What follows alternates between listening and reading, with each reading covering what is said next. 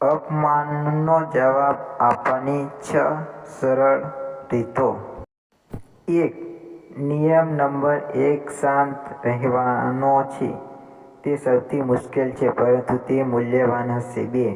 જો તમે તમારી જાતને નિયંત્રિત કરી શકતા નથી, તો જ્યાં સુધી તમે શાંત ન થાઓ ત્યાં સુધી દૂર જાઓ અથવા તેમને ટાળો. 3. તમને શાંત રાખવા માટેની ટિપ્સ. અસભ્યતાને અંગત રીતે ન લો. 4. તમારી રમૂજની ભાવનાનો ઉપયોગ કરવાનો આ શ્રેષ્ઠ સમય છે. હા, ચોક્કસપણે એ અઘરું છે. 5.